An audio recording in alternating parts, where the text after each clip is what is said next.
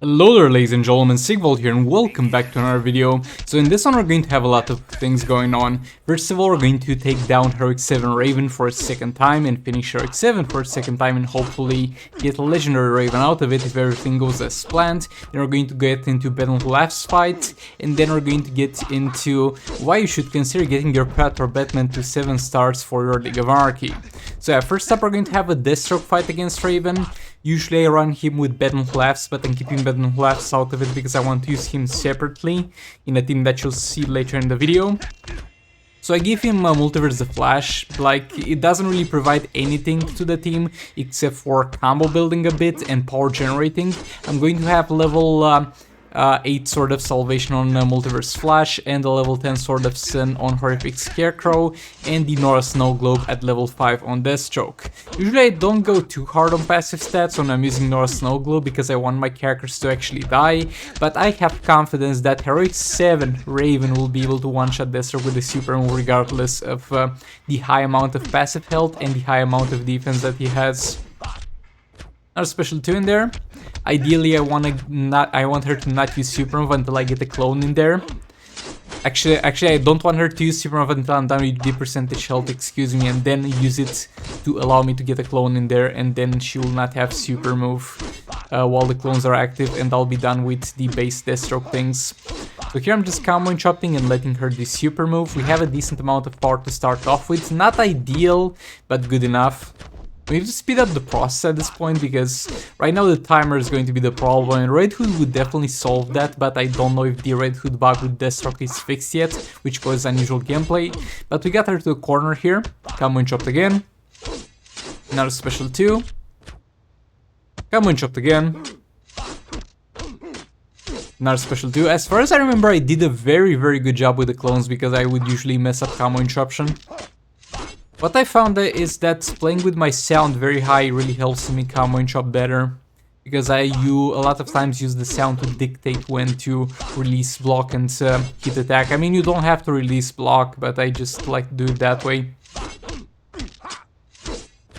Combo and chopped again. Into our second special. At this point should be worth soon enough to actually tag the base Deathstroke in there to get another clone just for the power generation of a tag in and tag outs. Because, yeah, this clone I think did all the percentage health that it could do, because we saw 22 mil value. And I mean, that's not a low value by any means, but is low comparatively lower to what we do. And that's when you know you're done. It's the last one. Another special 2 in there. Yeah, this fight went well as far as it could have gone. This clone got close to dying, but it was fine in the end. Again, Red Hood time extension would have maybe provided us with a little bit more time, and then I know I tagged in Deathstroke in there, but I guess there was not enough time for another SP2 anyway. But yeah, 1.2 billion, that's decent performance. So now for the Raven Manta team with maxed out artifacts, and here the level of the Dark Metal cards is going to be very important because I'm going to use it to crit, and since she is crit immune, not crit resistant, the level of Dark Metal cards will dictate how often we actually crit. And it's going to be a level 6 Dark Metal cards, so it's not going to be too bad, but not optimal. So we're going to see how much we can do here. And this team will usually be able to one-shot this from full health, provided that you have higher passive artifact stats than I do, and if you have a higher Dark Metal cards than I do. You could also have a higher star for Manta, I guess, but that's not going to be that relevant, though, to be honest, getting him from 5 to 6 stars would unlock a next level of passive, so that maybe makes a lot of difference. But yeah, I'm usually using a 2-pip fight here, using the Deathstroke to soften up the Raven, and then using Manta Raven to clean off the rest. And this one surprisingly well, like usually I mess this one up too, I fail to combo and chop at some certain points, but this went surprisingly well. Raven back in there, just getting the max I can out of Manta before I need to tag him back out, because I need to reset Darkness. Need to be very careful to not mess that one up, because that will set us back a lot. Because I have Sword of Sin, I don't need to really worry about her super move at all. I'm kind of worried about her specials, because if I fail to combo and chop, she might literally nuke out my Black Manta, but thankfully that did not happen so far. And yeah, enormous amounts of damage because of the Dark Metal cards. guaranteed crits we're getting here. We have just like Flash in there, obviously for the one additional fast attack hit. And you might be like, what are you talking about higher passive stats, Sigvald? You have a level 9 Sword of Sin and a level 8 Sword of Salvation, doesn't get much better than that. It does, because the Trigon Staff and the Chakra have higher passive stats. The Sword of Salvation and Sword of Sin, no matter how good they are, they still have medium soul rate attack stats. But yeah, considering how well this went, I still don't think we could have one-shot it with full time, but I think we could have gotten very close. And where is my Raven? Narrows, where's my Raven? Bro, I really don't like the chance-based system of getting legendaries in Sora. It seems so unfair at points. It has been overall unfair to me. I got my decent amount of legendaries, like 3 of them so far, 3 legendary drops, 4 if you count random enchanters dropping, but still, that's very, very low considering how many heroics I killed. So yeah, back to this fight, we're going to use Brainiac, Battleflaps, and the Drowned Batwoman. So how this works? We're going to have Brainiac here stacking some lethal attack damage with a Sword of Sin on. We're going to have Sword of Salvation on Batwoman the Drowned, and we're going to have Beta Club on Battleflaps. And the way Beta Club is going to work, it's going to be the following. It's going to go crazy if you have 2 things that are going to be able to increase the dot damage value, because it's going to be calculated 2 times. The basic attack hits of Last of Joker are going to scale with stuff, and then the dot is going to scale with stuff, though I'm not sure the dot value scales with Batman the Drowned passive, because as far as I remember, it was just the damage on basic attack hits improved, so that shouldn't affect a second time the dot, but let me know in the comments. But nevertheless, this team is going to be huge here. The things that I could improve, and for some people this will be an easy 2 billion one-shot, it will not be for me. I don't think the star rating of my Battleflaps matters that much, because I have him at 3 stars, but having a higher star rating just gives me more base attack, and base attack is not that relevant in soul rates.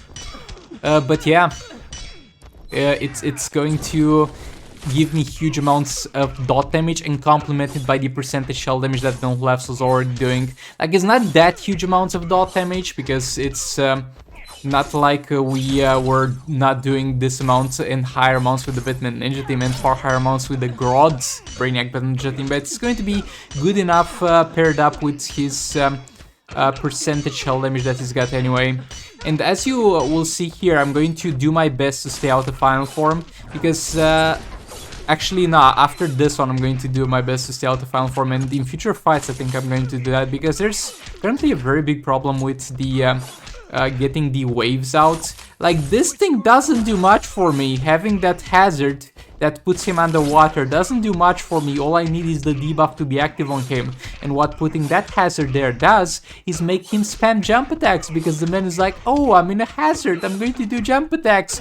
Jump attack to where? The hazard is in the entire fighting area. Where are you jumping away to, my dudes? So it's, for this team, is actually far more optimal to, after you're done with the percentage health of Battleflaps, to stay out of final form, because the base attack is not worth not being able to combo and chopped. But yeah, that was for this team. Will this do well without the Beta Club? Look, the thing is, if you don't have Beta Club, then you have to kind of consider other Brainiac things that you would use also without Beta Club. So the question that is here, will this be better than Manta without Beta Club with Brainiac? And it could be to some extent, because the damage on basic attack hits was pretty decent, and that would heavily increase if you put another damage artifact in there, like Sword of Salvation or Dark Mel cards. So I don't know. That's the best answer that that I can give you right now. I don't know if this will be better than using Brainiac with Manta if you don't have Beta Club, but it's definitely something that might be worth testing. It's not something that we can rule out of, nah, it's absolute garbage. It'll be far worse than with Beta Club, but we're not really comparing it to that, because if you don't have Beta Club to use on Battleflaps, you don't have it in general.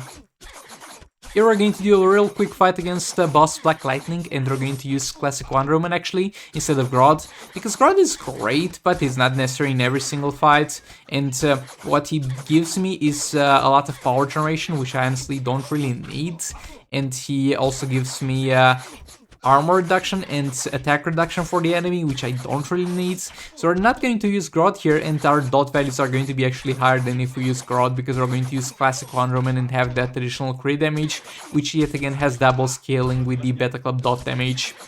And getting decent values. Until now I was using the Grodd Brainiac team, but I think Battle Collapse at this point does enough for me to justify not using that team. We're going to have a fight of Kinflant Suckman with Nora Snowglobe against the boss Green Arrow. And it's going to be a fight that will heavily depend on how properly I can combo and chop his ass. I have Firebox on Dr. Fate. We're running no passive stats because even in Heroic 7 the tier 1 bosses will do absolutely no damage to you. And we want King to die, and having passive stats might have gotten in the way of him dying. We're going to see how that goes. There's special in there. This boss is going to be not the best one to deal with because of his crit immunity, but yet again, it's very bypassable in a very free-to-play friendly way, because what I'm gonna use here is Dr. Fate plus Kinflant Suckman with Snowglobe, artifact that you can get for free, and then I'm going to use the League of Anarchy with Dark Metal cards, and artifacts that you can get for free. Spamming the infinite combo with Dr. Fate here. I was planning to tag King to tank the super move. There we go, King in there, tanking super move. And we're going to get a few hits in there, and the clone is going to get triggered. This is the first clone. Let's see how much we can get out of it. First, there's special in there. Come on, chopped again. I really like the long reach of Kinflant Suckman basic attack. It's because it comes in handy against some specific characters. Like, some of them will still back off into a jump attack if they really want to do that.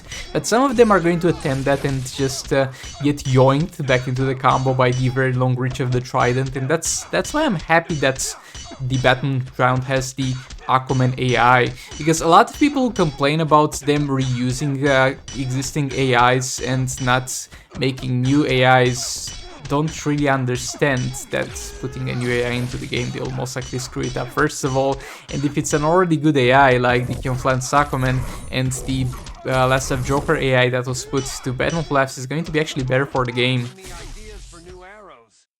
Another thing that I have kind of, not necessarily a problem, but over here we got hits, so it's going to be a little bit rough with this clone, and as far as I remember, I'll fail combo interruption with it at some point, so fat rip in advance. But another thing that I find worthless is people complaining about characters no longer looking different at no gears versus full gear set versus level 60 gears.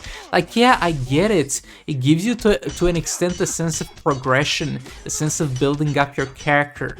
I get why people would want that, but at the same time, if the development time, and I'm not sure it goes anywhere, that they would save on that.